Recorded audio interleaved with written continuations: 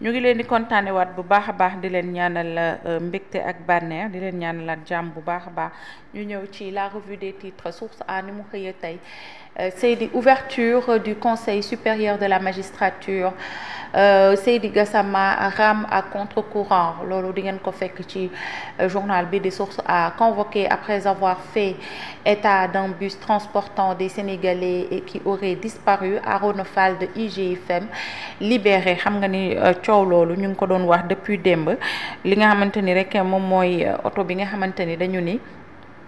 dafa jóge Côte d'Ivoire wala dem fi nga xamante ni moom moo di Touba te ñu wàññi woon ci ay sénégalais yoo xamante ni ñoo nga ca bokk moom nag IGFM la bokk te dañoo bindoon que ni oto boobu ay djihadiste ñoo ko kar léegi nag ci loolu la leen division d'investigation criminelle daal di woowee moom mi nga xam ne mooy Arona Fall. Donc cette convocation fait suite à une information relayée sur le site d'information du groupe Futurs Médias faisant état de la disparition de 70 places convoyant des Sénégalais. Selon la même source de nos confrères, non seulement le véhicule n'est pas arrivé à destination, ni les passagers ni le convoyeur ne sont joignables et que le bus serait attaqué à l'intérieur du territoire malien par des djihadistes. L'un des chauffeurs a joint l'association pour lui faire part de l'attaque et qu'elle a même saisi l'ambassadeur du Sénégal en Côte d'Ivoire pour l'informer sur la situation. Certes, le bus est bien arrivé au Sénégal, mais une autre source de CNN a confirmé que le bus a été bel et bien intercepté par des djihadistes, mais ces derniers se sont juste contentés de dépouiller les passagers avant de les laisser partir. mu ngi noonu donc mu nekkoon information boo xamante ni démb la ñu ko daal di jot moom Arona Fall nag dig bi mu ko woowee après da koo déglu bàyyiwaat ko pour information nag ñu jàpp ni am na ñenn ñu ni bus bi egsi na Sénégal am ñeneen ñu ni effectivement bi ñu duggee ba biir Mali djihadistes yi ñëw nañu attaqué seen bus bi, mais c'était juste pour dépouiller leen maanaam sàcc seeni alal après bàyyi leen waat ñu dem selon yenn sources yi di ngeen ko fekk ci journal bi à la page 3. Thiaroye-sur-Mer assaillie par une forte pluie, elle risque l'effacement. Thiaroye-sur-Mer nag mën naa am dañ koy daal di effacer ci cartographie bi li ko waral moom mooy ndox mi nga xamante ni dafa ndoxu taw bi fekk ci géej gi ñenn ci population peine à sortir de leur maison parce qu'elles sont assaillies par les vagues. mi ngi noonu c'est l'ensemble des maisons construites sur 6 kilomètres au moins qui sont touchées. Toutes les habitations sur la bande côtière, toutes les habitations sur la bande côtière sont concernées. Toute la partie où sont construites les maisons aujourd'hui et dans cette situation s'alarme sur RFM le maire de Thiaroye-sur-Mer qui demande de l'aide à l'État. dañoo dëkk nag ci booru géej gi ay 6 kilomètres yooyu kër yi nga xam ne ñoo fa nekk yëpp daanaka vagues yi dañ leen a dóor ay dóor nañu leen daal vagues yi daal dal na seen kaw. À la page 3 du journal di ngeen ko fa fekk. Estimant que sa vie de journaliste sénégalais est en danger, Zénab Sangaré écrit au président Diomaye.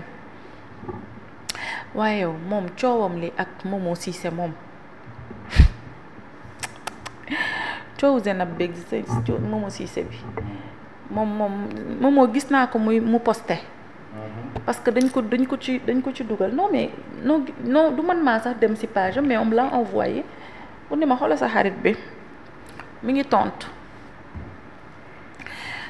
yéeme na entre journalistes yéen tam ku leen bàyyi Zénab wax na Momo tontu na ko yàlla baax na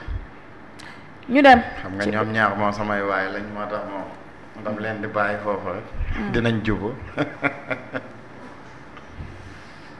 awma ci commentaire de ñu dem ci beneen yéenekaay Les Échos mi ngi wax ci Ibrahima Khalil Dia xamoon nga ni lii dina la dal li nga def faa yépp lii dina la dal mi ngi noonu série télévisée Babel moom nag yoon daf ko teg loxo li ko waral mooy da doon dawal oto sans pour autant mu yor ay pièces am ba pare dafa bañ daal di daw léegi nag après doon na jéem a dugg ci ay porox ndollu di jéem a dàqatu agent yi ba keroog yi maanaam jaarale ko ci ruq-ruqaat yi dawalu taximan quoi après nag lañ ko mujj jàpp ñenn ci ay proche am nag dem nañu jëli ji permis wam yóbbul ko police pour ñu sauver ko mais ba léegi amaatuñu ndax bàyyi nañ ko waaw wala déet moom mi nga xamante ni moom mooy Khalil bis boo mayee faa jàmm rek di nga am jàmm voilà. Magal Touba suba une affluence monstre des problèmes d'eau dans certaines zones. 75 accidents déjà recensés, 170 victimes, dont 5 morts, selon les sapeurs. 3158 gendarmes, 233 véhicules et 102 motos ont été mobilisés. Serigne Mamor Mbacké explique en long et en large. Touba ca kanam, on a donc injecté plus de 5 milliards à Touba. Par la force d'une solidarité communautaire mi ngi noonu xam nga Touba ca kanam moom murit yi ñun suba suñu saa yu weer bi deewee ñu yor ak ñu bañ a yor dañuy yëkkati suñu ñetti téeméer bu marché neexee ñu yem ci ñaari junni ñu daal di koy fakastal dugal ko ci Touba ca kanam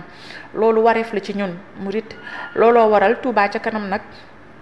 génnee lu toll ci 5 milliards ci Touba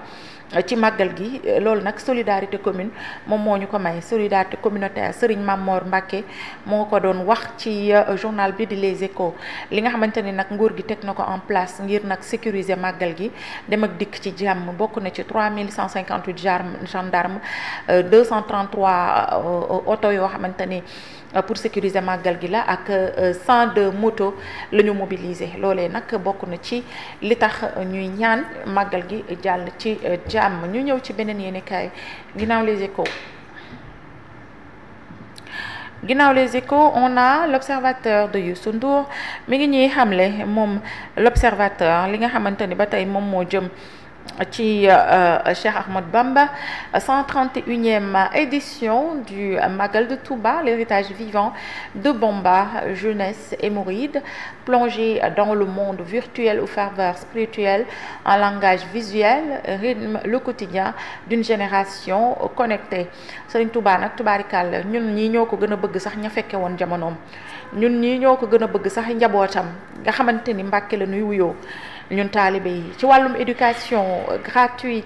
et enraciné dans les valeurs du mouridisme, le complexe Cheikh Ahmad Bamba affiche les résultats prometteurs et ambitionne d'atteindre le prestige des plus grandes universités islamiques. Cheikh Ahmad Bamba Badawi moom nag di ngeen ko fekk ci journal bi di l'Observateur. Wàllum solidarité du toolu àllarba voilà. Donc au Daïra, la mutation silencieuse d'une tradition qui porte l'empreinte de Serigne Cheikh Gaïndé Fatma ba léegi rek héritage bi bokk na ci culture ak travail aux États-Unis, en Europe ou en Asie. Les mourides s'organisent, prient, enseignent et bâtissent des centres spirituels qui perpétuent le legs du Cheikh mu ngi noonu. Donc ci wàllum jeunesse ak mouridisme xam ngeen ni amuñu ci moroom. Éducation boo demee Touba di nga fa fekk université Cheikh Ahmad Bamba bi te dañu jàpp ni dina joxe ay résultats yoo xamante ni dina yegg ca kanam a kanam wane li nga xamante ni moom moo bokk ci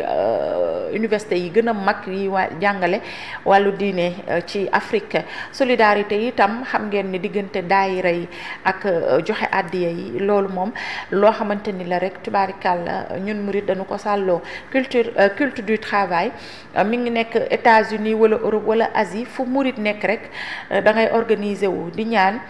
te it di tabax li nga xamante ni rek moom mooy legu cheikh bi maanaam bu màggal jotee suñu alal ak suñu koom yëpp yi jóge bitim réew day dajaloo foofee ca Touba mu bokk ci li nga xamante ni itam mën nañu jàpp ni héritage la boo xam ne mi ngi dundal màggal gi waaye itam mi ngi dundal ki nga xamante ni mooy Serigne Touba Khadim Rasoul. Les vérités de Maître Abdou Kane, ancien membre de l'OFNAC, sur la déclaration de patrimoine du président à la fin de son mandat. Xam nga dañu ni seen AFNAC bu bees bi président buy dugg mën na def déclaration de patrimoine mooy suy génn waru koo def donc loolu nag moom mi nga xamante ni moom mooy maître Abdou Kane mi ngi ciy indi ay dëggam ci à la page 3 du journal. mu ngi noonu l'acteur Modou Thioune alias Khalil de la série Babel arrêté ak fi màggal gi toll ñu lay jàpp. Il a été interpellé donc ce dimanche, déféré nañ ko au parquet de Pikine Guédiawaye pour délit de fuite et refus d'obtempérer puis placé sous mandat de dépôt. xam naa dañ koy yóbbu flag rek ñu daal di koy àtte ci nu mu gën a gaawee parce que nag c'est notre acteur préféré ñu jàpp ci rek daa juum comme Sidi Diop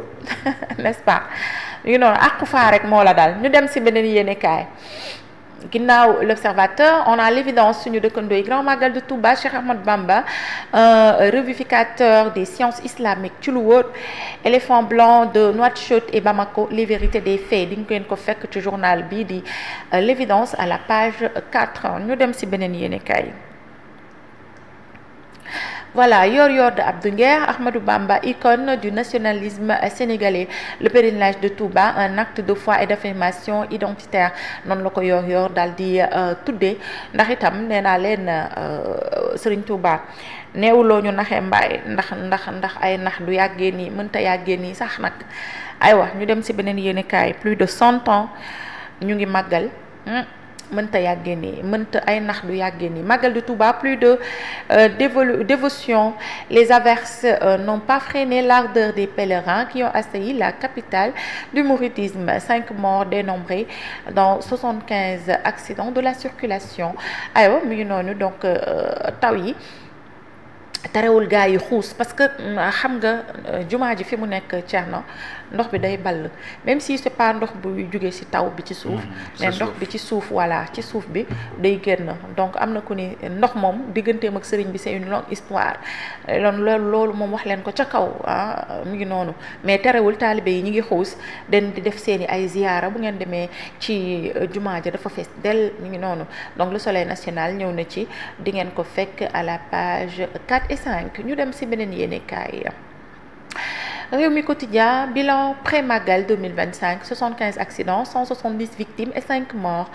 554 sapeurs-pompiers et 93 véhicules spécialisés mobilisés. Bus des pèlerins disparus au Mali, le président des Sénégalais de Kaay dément ayca dañu yegsi ci jàmm rek yàlla baax na di ngeen ko fekk ci journal bi di Rewmi Quotidien beneen yéenekaay ginnaaw Rewmi.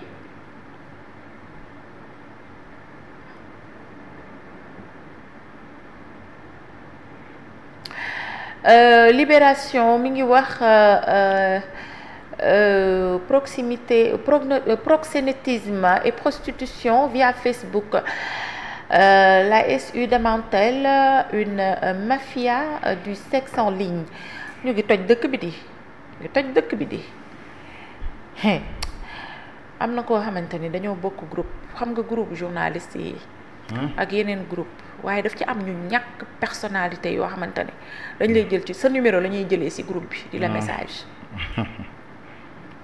manqué nañ trop man daal te duñu nekk Sénégal ay bitim réew la ñuy nekk wala yooyu après naan la yow la diw nga ñu waa ñu commencé di kii boo amee insomnie jël sa téléphone sax connecté ñu ni la yow looy connecté comme si su fekkente ni bon il te surveille au fait régler leen accès frauduleux dans un système informatique, détournement de deniers publics et blanchiment de capitaux, Senom SA siphonné de l'intérieur. Ah ouais? Acteur de série social média, manager à Sénégal, Numérique SA, Serigne Saliou Ndiaye avait récupéré les données confidentielles de la carte bancaire de sommes effacées à la communication digitale pour se livrer à une vraie bamboula. Le journal bi xëy fësal de moom Libé moom mooy borom actualité wala boog information chaude yi aywa ñu dem ci beneen yéenekaay ginnaaw Libération Walf Quotidien Grand Magal de Touba tout pour Bamba ci lu wóor zoom sur le puits d'Adji Fall ayant servi à la construction de la grande mosquée Sëñ Fallou ñu ko xamle la pièce de 10 francs sur la tombe de Ndongo Lo, artiste disparu en 2005 ba léegi màggal gi bu ngeen demee foofu da ngay gis nit ñi dañuy dem di siyaar les artifices des femmes ayant leur départ pour la cité religieuse dem ci kii ba nu mu tudd dem ci màggal ga pose say we ba mu gudd pose ay xef ba mu gudd da ngeen demee di ngeen fa fekk Baye Fall li ngeen ko fekk à la page 6 et 7 du journal aywa. Ginnaaw Walf Quotidien, on a le quotidien de Madiambal Diagne, célébration demain du Magal, sur les traces des 8 khalifes de Serigne Touba, de Serigne Mouhamadou Moustapha à Serigne Mountakha, l'empreinte de chaque guide, le temps du Magal, Touba, seconde place financière du Sénégal. Ci lu wóor mu di li ñuy dugal ci màggalu Touba par at ci koppar après xëy na dinañ ko xool waaye ci gàttal bari goo xamante ni tubaarikàlla daal la ñu ci mën a wax waaye daal diggante Mouhamadou Moustapha premier xalif ba Serigne Mountakha mi nga xamante ni moo toog ci jal bi kenn ku ci nekk ba nga ñëwee def nga sa empreinte bàyyi mu ngi noonu donc di ngeen ko fekk ci page 4 ak 5 journal bi di Le Quotidien. ñu ñëw si beneen yéenekaay ginnaaw doyen Madiambal Diagne, on a enquête. Mame Thierno Ibrahim Faty Mbacké, le cultivateur des terres et des cœurs. xam nga yéen li ñuy jàpp ci Serigne Bamba mooy doomam yi ku ci nekk ak la yàlla may ku ci nekk ak fa nga mëne ak ku ci nekk ak la nga def waaw ndax nag ñoom suuf dañu ko fonk torop mi ngi noonu agriculteur hors pair. Donc il fit de Darou Mourti une terre fertile en y cultivant mil, maïs, mil et niébé. Homme de foi et de travail, il allait spiritualité et labeur pour bâtir un modèle de développement pionnier de l'autosuffisance. Il inspira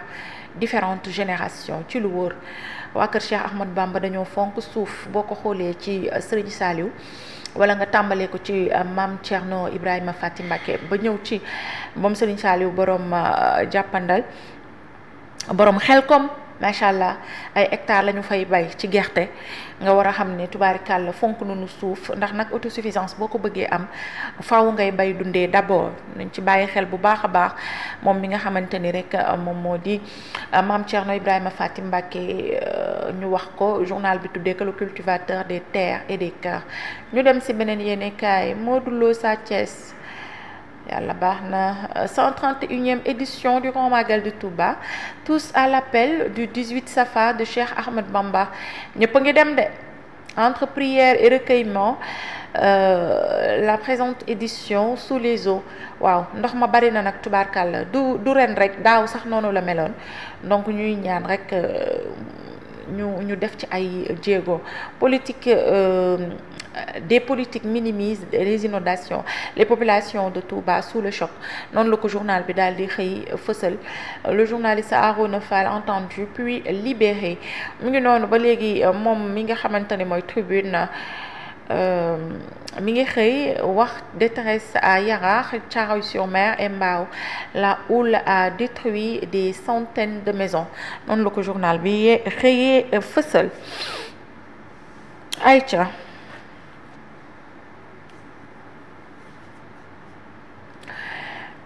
Afrobasket, les Lions débutent face à l'Ouganda yal na leen yàlla may ndam bien que nag am ma ci yaakaar de ka organisé tax CHAN 2025 le Sénégal défie le Congo ce mardi aywa je pense que am na beneen jeex na voilà. Record, Sa Thiès est la piste la plus sérieuse mais Birahim Gningue moo xamle lu nu mel. Faites très attention nag surtout Modou Lo defal très attention defal extrêmement attention parce que nag yenn saa yi gars yi ñoom ñëpp dañuy mànkoo bëgg couronne bi toxu pour que lamb ji circuler xam naa li ma la wax seetaankatu lamb la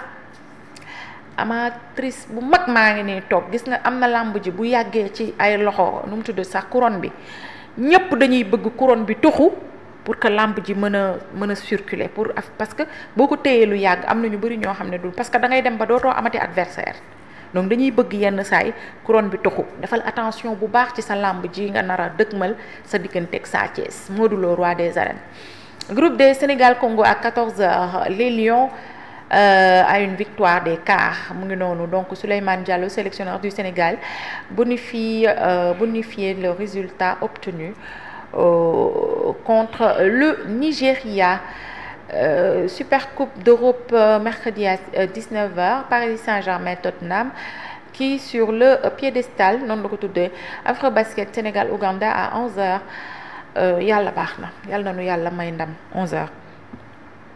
yàlla nañu yàlla may ndam yàlla baax na. aywa ñu ñëw très rapidement ci li nga xamante ni mooy les actualités internationales.